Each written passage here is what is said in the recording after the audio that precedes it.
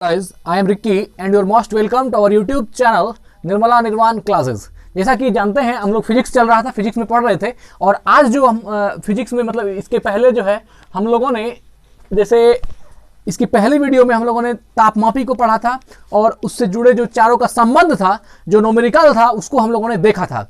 अब उन चार तापमापी जो सेल्सियस था, रोमर था, केल्विन था, फ़ारेनहाइट था, इस सब के बाद जो अब कुछ और तापमापी है इसको भी हम लोग देखेंगे और उसको देखेंगे इस वीडियो में। तो आज जो हम लोग बात करने वाले हैं वह फिजिक्स के किस चीज पर, तो तापमापी पर। कुछ तापमापी अभी भी रह गया है, आइए उसको देखते हैं, है ना।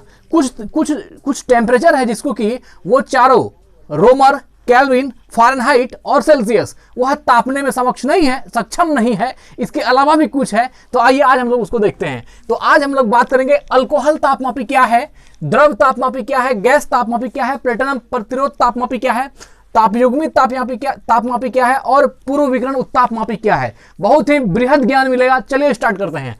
तो क्या है, पारा -39 डिग्री सेल्सियस पर जम जाता है। अब देखिए मित्र, बात क्या होती है, कुछ चीजों का है ना, उसका एक लिमिट होता है कि वह वहां तक ही जो है उसकी सीमा हो सकती है, उसके बाद वह काम नहीं करता है। जैसे मान लीजिए पारा के बारे में क्या कहा कि -39 डिग्री सी पर जमता है।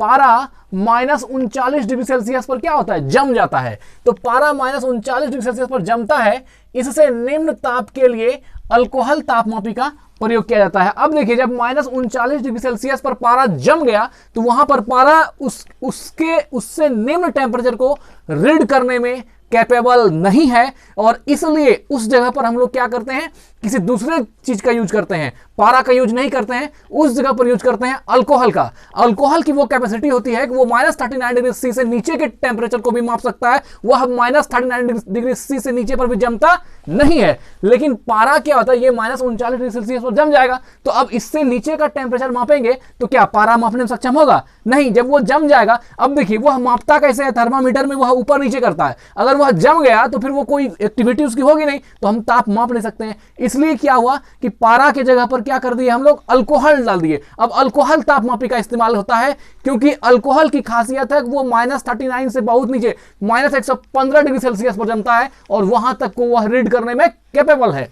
तो क्या हो गया, अब हम लोग अल्कोहल तापमापी का प्रयोग करेंगे और यह -115 डिग्री सेल्सियस पर जमता है। अब बताइए, -150 डिग्री सेल्सियस पर जमेगा तो इसका मतलब क्या है कि अल्कोहल जो है वह पारा से ज्यादा नीचे के तापमान को भी रीड करने में सक्षम है, कैपेबल है। तो इसी तरह अब नए तापमापी का प्रयोग इसी प्रकार ना होगा मित्र कि मान लीजिए जो अभी बना है वह अब आगे को नापने में सक्षम नहीं है, तो क्या होगा, उसके जगह पे न्यू इन्वेंट होगी, नया आविष्कार होगा, उसको हम लोग देखेंगे।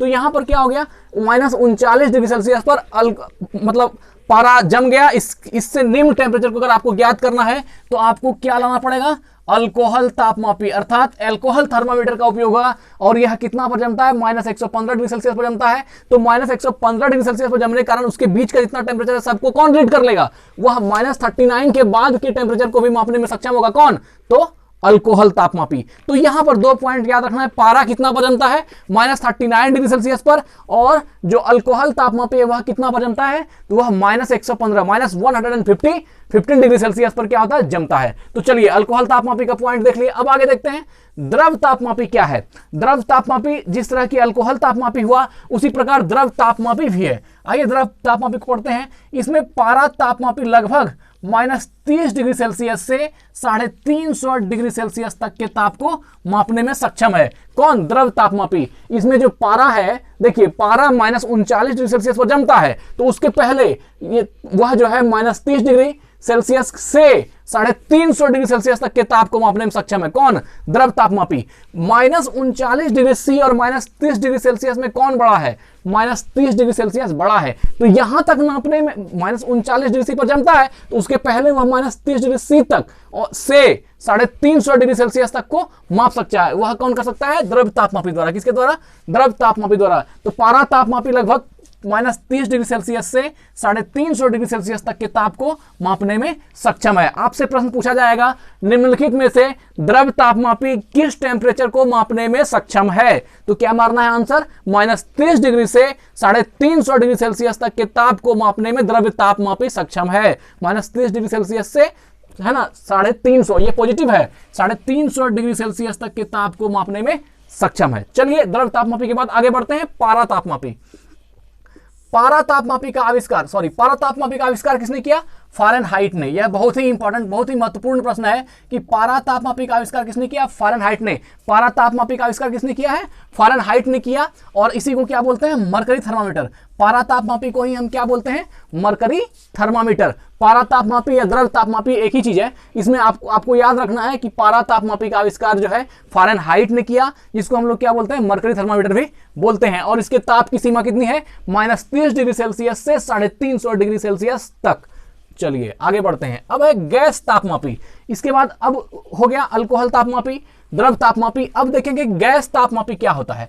गैस तापमापी, इसमें हाइड्रोजन गैस के द्वारा टेम्परेचर को मापा जाता है ना। देखिए इसमें क्या है, स्थिर आयतन, इस चीज को याद रखिए, स्थिर आयतन हाइड्रोजन गैस तापमापी, स्थिर हाइड्रोजन गैस तापमापी, स्थिर आयतन है ना, constant volume hydrogen gas thermometer से 500 डिग्री सेल्सियस तक के है ना तक के ताप को मापा जाता है। तो अब यहां याद रखना है, स्थिर आयतन हाइड्रोजन गैस तापमापी द्वारा 500 डिग्री सेल्सियस के ताप को मापा जा सकता है। इसके पहले जो आप द्रव तापमापी देखे वह 350 पर ही जाके रुक गया, लेकिन जो गैस तापमापी में स्थिर आयतन हाइड्रोजन गैस तापमापी है, स्थिर आयतन हाइड्रोजन गैस तापमापी, स्थिर हाइड्रोजन आयतन गैस तापमापी, यह जो है यह 500 डिग्री सेल्सियस के ताप को भी मापने में सक्षम है। यह आप बताइए, यह द्रव तापमापी से भी तगड़ा है कि नहीं है? कि कौन तगड़ा है? तो स्थिर आयतन हाइड्रोजन गैस तापमापी, स्थिर हाइड्रोजन है ना, स्थिर आयतन हाइड्रोजन गैस तापमापी, स्थिर आयतन हाइड्रोजन गैस थर्मामीटर जो है यह 500 डिग्री सेल्सियस तक के ताप को मापने में सक्षम है। तो याद रखना है कितना तक के ताप को नापने में सक्षम है? 500 डिग्री सेल्सियस तक के ताप को नापने में सक्षम है। अब इसमें एक बात कहता है कि स्थिर हाइड्रोजन है ना, स्थिर आयतन हाइड्रोजन गैस तापमापी जो है, इसमें अगर यदि हाइड्रोजन की जगह पर नाइट्रोजन कर दें, है ना, हाइड्रोजन की जगह पर नाइट्रोजन कर दें, तो यह क्या करता है? 1500 डिग्री सेल्सियस तक के भी ताप को मापने में सक्षम हो जाता है। अब अगर यदि हाइड्रोजन था तो वह 500 डिग्री सेल्सियस तक, हाइड्रोजन, कौन सा हाइड्रोजन? तो स्थिर आयतन हाइड्रोजन गैस तापमापी, स्थिर आयतन हाइड्रोजन गैस तापमापी, यह 500 डिग्री सेल्सियस तक के ताप को मापने में सक्षम था। लेकिन इसी में अगर आप हाइड्रोजन की जगह नाइट्रोजन को डाल दें, हाइड्रोजन की जगह नाइट्रोजन को डाल दें, तो यह नाइट्रोजन गैस तापमापी जो है यह कितना को? यह 1500 डिग्री सेल्सियस तक के ताप को माप देगा। यह तो समझ लीजिए कि यह जो गैस तापमापी है इसका भी बाप निकल गया। यह हाइड्रोजन गैस तापमापी से भी ज्यादा, यह 1000 डिग्री सेल्सियस ज्यादा माप रहा है। कौन? नाइट्रोजन गैस तापमापी, है ना। स्थिर आयतन नाइट्रोजन गैस तापमापी स्थिर हाइड्रोजन गैस तापमापी से जो है 1000 डिग्री सेल्सियस ज्यादा कैलकुलेट कर सकता है, उससे ज्यादा के टेम्परेचर को माप सकता है। तो देखिए जिस तरह से यूज होता गया, आवश्यकताएं पड़ती गई, वैज्ञानिक उसको ट्राई करते गया और खोज करते गया। तो याद रखना है कि गैस तापमापी में दो, एक हो गया स्थिर आयतन हाइड्रोजन गैस तापमापी, इसी में सिर्फ हाइड्रोजन की जगह पर क्या कर देंगे? नाइट्रोजन कर देंगे। स्थिर आयतन नाइट्रोजन गैस तापमापी, स्थिर आयतन हाइड्रोजन गैस तापमापी यह 500 डिग्री सेल्सियस तक के ताप को माप सकता है, और स्थिर आयतन नाइट्रोजन गैस तापमापी यह जो है 1500 डिग्री सेल्सियस तक के टेम्परेचर को माप सकता है। चलिए अब आगे बढ़ते हैं। आगे बारी है प्लेटिनम प्रतिरोध तापमापी की। यह एक ऐसा थर्मामीटर है जो इसको क्या कहा गया है? प्लेटिनम प्रतिरोध थर्मामीटर, प्लेटिनम प्रतिरोध तापमापी, प्लेटिनम प्रतिरोध तापमापी। यह जो है इसके द्वारा, अब देखिए, -200 डिग्री सेल्सियस से 1200 डिग्री सेल्सियस तक के टेम्परेचर को मापा जा सकता है। यह किसके द्वारा? तो प्लेटिनम प्रतिरोध तापमापी के द्वारा, प्लेटिनम प्रतिरोध तापमापी के द्वारा -200 डिग्री से 1200 डिग्री सेल्सियस तक के ताप को मापने में सक्षम है। यह कौन है? तो यह प्लेटिनम प्रतिरोध तापमापी। कौन है? प्लेटिनम प्रतिरोध तापमापी, प्लेटिनम प्रतिरोध तापमापी। तो यह आपसे पूछा जाएगा प्लेटिनम प्रतिरोध तापमापी की सीमा कितनी है? तो वह -200 डिग्री सेल्सियस है, -200 डिग्री सेल्सियस से 1200 डिग्री सेल्सियस तक के टेम्परेचर को मापने में सक्षम है। कौन? तो प्लेटिनम प्रतिरोध तापमापी। चलिए आगे बढ़ते हैं। तो इसमें मूल रूप से मित्र पूछा यह जाता है कि निम्नलिखित में से कौन सी सीमाएं हैं जो प्लेटिनम प्रतिरोध तापमापी की है। सीमा का मतलब क्या है, वो नीचे से नीचे कितना नाप सकता है और अधिक से अधिक कितना माप सकता है। तो वह कम से कम -200 डिग्री सेल्सियस ताप को माप सकता है और अधिक से अधिक 1200 डिग्री सेल्सियस ताप को मापने की क्षमता किसमें है, तो यह प्लेटिनम प्रतिरोध तापमापी में है। चलिए अब आगे बढ़ते हैं।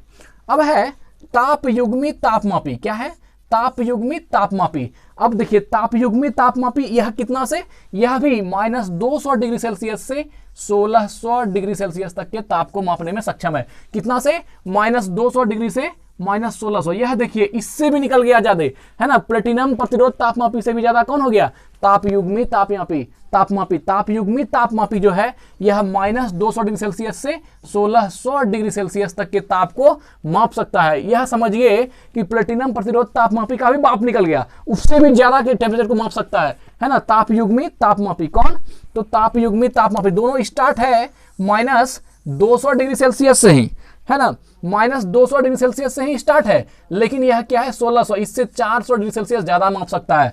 कौन, तो तापयुग्मी तापमापी जो है यह प्लेटिनम प्रतिरोध तापमापी से 400 डिग्री सेल्सियस ज्यादा इसकी क्षमता है। स्टार्ट तो दोनों -200 डिग्री सेल्सियस से ही हुआ, यह आप देख ही रहे हैं। चलिए आगे देखते हैं। अब जो पॉइंट है मित्र बहुत ही महत्वपूर्ण है ना, पूर्व विकिरण उत्तापमापी, total radiation pyrometer. Total radiation pyrometer यह क्या होती है, किसी भी टेम्परेचर को वह विकिरण से मापता है, जैसा कि आप इसके नाम से भी जान सकते हैं, पूर्व विकिरण उत्तापमापी अर्थात टोटल रेडिएशन पायरोमीटर। इसमें क्या होती है, यह जो है पूर्व विकिरण उत्तापमापी है, टोटल रेडिएशन जो थर्मामीटर है या पायरोमीटर है, इसका उपयोग दूर की वस्तु, यह सबका बाप है, यह नॉर्मल में यूज ही नहीं होता है, ये नॉर्फ्लेक्स टीजेड है, बहुत हाई पर चलेगा। इसमें आपको क्या है कि जो बहुत ज्यादा दूर की वस्तु है उसी को मापने में इसका प्रयोग होता है, और यह कम से कम 800 डिग्री सेल्सियस के ही ताप को माप सकता है, उससे कम के टेम्परेचर को मापने में सक्षम नहीं है। लेकिन 800 से जितना दूर आप जा सकते हैं वह लगभग बहुत दूरी तक यह जो है, अब बहुत दूरी हम क्या कहें, यह सूर्य के टेम्परेचर को मापने में सक्षम है।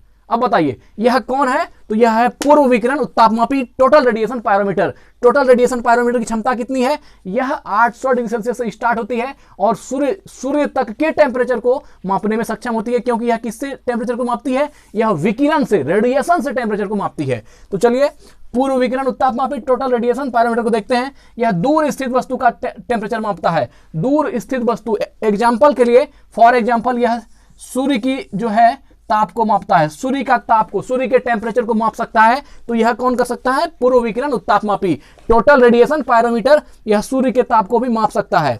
ठीक है, और देखिए इसके द्वारा 800 डिग्री सेल्सियस से ऊपर का ही ताप मापा जाता है, इससे नीचे का नहीं। अब देखिए इसके पीछे रीजन क्या है, 800 डिग्री से ऊपर, 800 डिग्री सेल्सियस से ऊपर का ताप नाप लेगा, लेकिन उससे कम का ताप नहीं नापेगा। इसके पीछे रीजन यह है कि जो भी वस्तुएं 800 डिग्री सेल्सियस से नीचे की टेम्परेचर की वस्तुएं होती है उसमें विकिरण नहीं होता है। अब बताइए जिसमें विकिरण नहीं होगा और यह कैच करता है विकिरण से, अब अगर विकिरण ही नहीं होगा तो यह कैसे कैच करेगा, इसलिए वह 800 से कम टेम्परेचर की किसी वस्तु का टेम्परेचर मापने में सक्षम नहीं है, क्योंकि 800 डिग्री सेल्सियस से कम की वस्तु में विकिरण होता ही नहीं है, इसलिए वह नापने में सक्षम भी नहीं है। अब 800 डिग्री सेल्सियस से अगर आप ऊपर चढ़ते हैं तो उससे ऊपर की जो भी वस्तुएं होंगी उसके टेम्परेचर को विकिरण द्वारा मापने में विकिरण उत्तापमापी सक्षम है।